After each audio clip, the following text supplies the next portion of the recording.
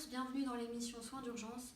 Nous retrouvons aujourd'hui 3 médecins en soins d'urgence de l'hôpital CHR de Lille, donc Dr Iris, Dr Mathilde et Dr Kenza, qui vont nous expliquer aujourd'hui ce qu'est la ventilation non invasive.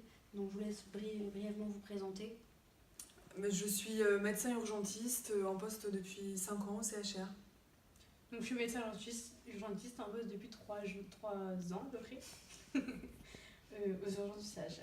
Et moi je suis médecin urgentiste diplômée depuis peu. D'accord.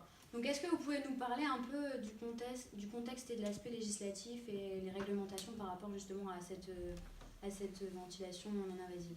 Alors en fait, elle est prescrite par un médecin urgentiste, un médecin pneumologue ou un anesthésiste réanimateur. Concernant l'infirmière, ça fait intervenir son rôle prescrit, donc l'article R4311-7 du Code de la santé publique.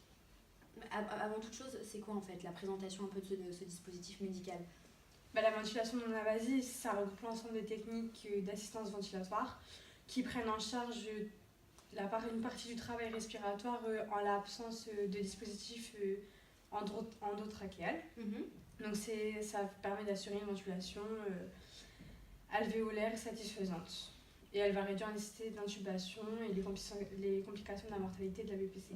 Il existe 2 types de VNI, je crois. Oui, il y a la ventilation spontanée à pression positive continue, donc la CPAP. D'accord. Et la ventilation spontanée à 2 niveaux de pression, avec aide à l'inspiration et pression expiratoire positive. Ok. Et dans quel domaine on utilise ce genre de dispositif? Principalement chez des patients qui ont une cause réversible d'insuffisance respiratoire aiguë. Donc soit par exemple un OAP, ou alors des signes et symptômes de déstress respiratoire, donc des dyspnées modérées à sévères. Et en fait c'est avant l'intubation, donc on va tout faire pour ne pas l'intuber. D'accord.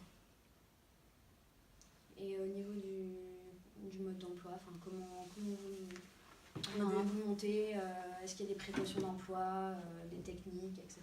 D'abord, on va préparer le patient, on va l'installer sur le dos, on va l'asseoir à peu près 45 degrés, on va l'informer, surtout c'est très important. On va lui donner les informations sur le temps prévu de la séance, sur le nombre de séances, sur la durée de séance, sur le rôle du ventilateur, sur l'importance de garder son calme. On veut que le patient soit détendu et rassuré. Donc on va l'accompagner, on va le rassurer. C'est important ça, l'urgence de... C'est très important, on va vérifier ensuite sa saturation, on va installer le capteur de capnographie. En fait, on mesure le CO2 expiré tout simplement. Et puis on protégera l'arête du nez en fait, et les joues avec une protection. On va raser la barbe et la moustache pour que le patient soit le plus à l'aise possible et pour éviter les escarres liés à la compression. Et puis on tiendra le masque sur le visage jusqu'à temps que le patient soit confortable. Et puis on le fixera pour avoir le moins de fuite possible. Évidemment, on enlève les prothèses dentaires, mais ça va de soi. On règle le ventilateur selon le mode ventilatoire. On connecte le ventilateur au masque, on applique le masque, comme je vous disais, de façon étanche. On adapte la fixation et on reste, surtout c'est très important, de rester auprès du patient pour l'accompagner et pour le rassurer. Et on laisse la sonnette à notre patient. Ok. Et il y a des contre-indications par rapport à ça, les patients qui ne peuvent pas justement subir ce genre d'intervention? Toutes les personnes qui ont des problèmes d'hémodynamique, donc c'est après un retour à la circulation spontanée, état de choc, tamponade, arythmie ventriculaire, hémorragie digestive haute. Il y a des impossibilités de protéger les voies aériennes aussi. Donc c'est avec l'altération de l'état de conscience, sauf d'origine hypercapnique. Donc les patients non coopérants agités, opposant à la technique. Des problèmes mécaniques, donc avec les chirurgies faciales ou gastro-œsophagiennes, donc qui sont récentes.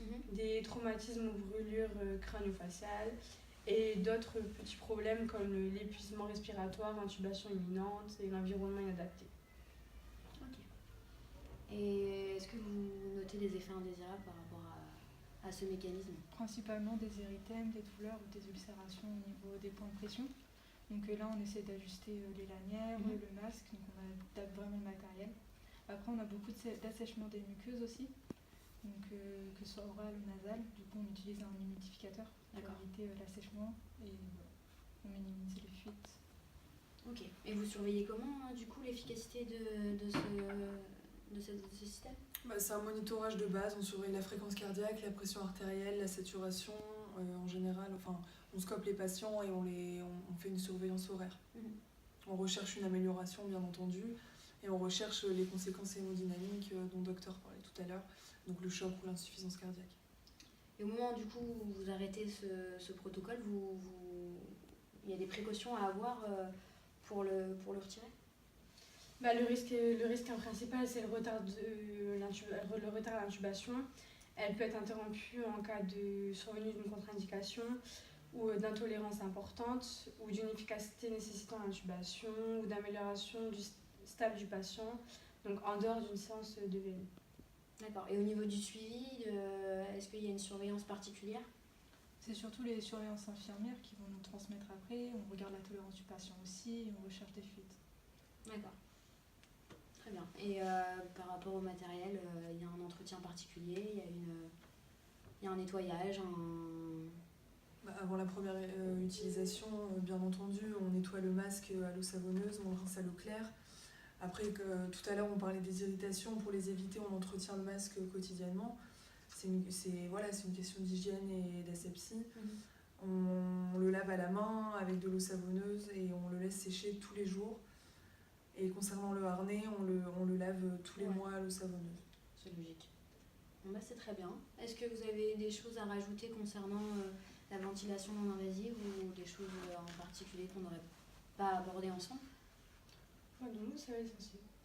Mais je vous remercie et puis ce sera pour un épisode la semaine prochaine sur l'aspiration bronchique. Merci. Au revoir. Au revoir.